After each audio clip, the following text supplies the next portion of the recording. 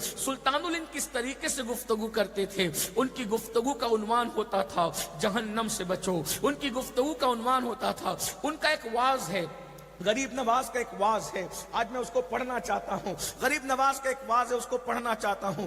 جہنم سے بچو. جہنم سے کیسے بچا جا سکتا ہے؟ جہنم سے بچنے کا ایک اصول آپ نے عطا فرمایا. میں جلدی سے پڑھ رہا ہوں. پہلی بات تو ہمیں یہ معلوم ہونا چاہیے جہنم کسے کہتے ہیں، جہنم کی آگ کیا ہے. اللہ کے سچے رسول صادق و مصدوق مصطفیٰ کریم رؤوف الرحیم صلی اللہ علیہ وآلہ وسلم نے ارشاد فرمایا 3000 سال تک کے اللہ نے جہنم کی آگ کو بھڑکایا ہے. یہ رسول اللہ کا فرمان ہے، یہ رسول اللہ کی حدیث ہے.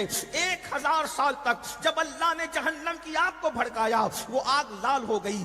1000 سال تک اور بھڑکایا وہ آگ سفید ہو گئی. 1000 سال تک کی اور بھڑکایا وہ آگ جو ہے وہ سیاہ ہو گئی، کالی ہو گئی.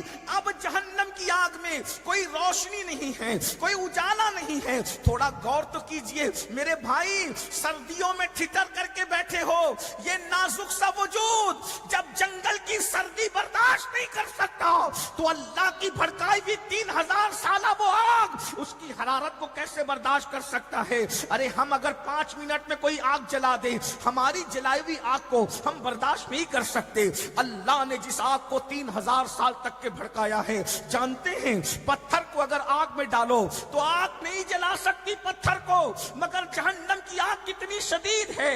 اللہ کے سچے رسول صادق و مصدوق صلی اللہ علیہ وآلہ وسلم فرماتے ہیں کہ جہنم کی آگ میں اگر پہاڑ ڈال دیے جائیں تو پہاڑ بھی پگھل جائیں. ذرا اپنے آپ کا تو خیال کرو.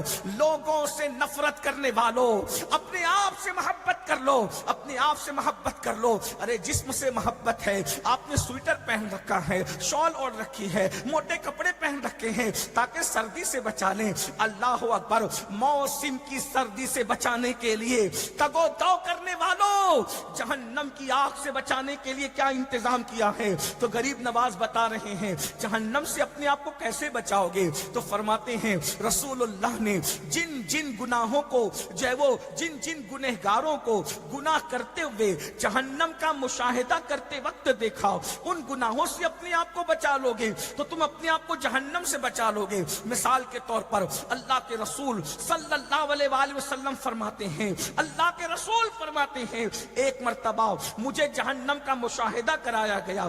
جہنم کی سیر نہیں کرائی جاتی، اس لیے کہ جلتے ہوئے کی سیر نہیں ہوتی، جہنم کا مشاہدہ ہوتا ہے. سیر جنت کی ہوتی ہے، یاد رکھیے گا. اور یاد رکھنا مشاہدے کے لیے قریب جانا ضروری نہیں ہوتا.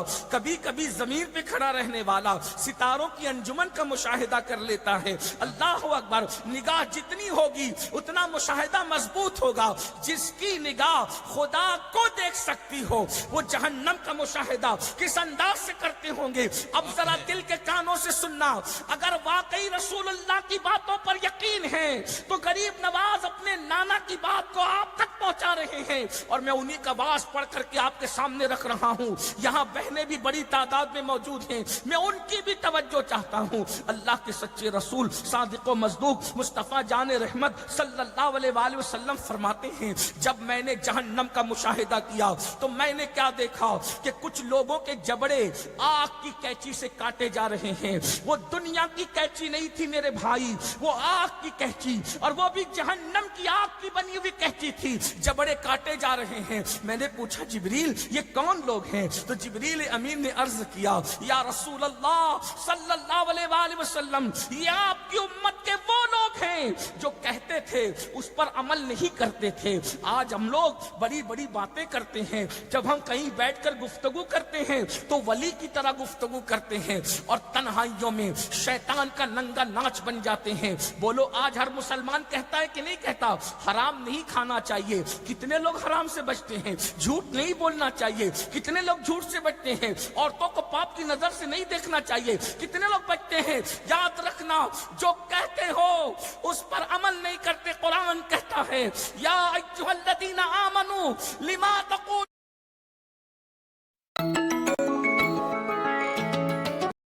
جس پر تم خود عمل نہیں کرتے. تمہارے جبڑے آگ کی کینچی سے کاٹے جائیں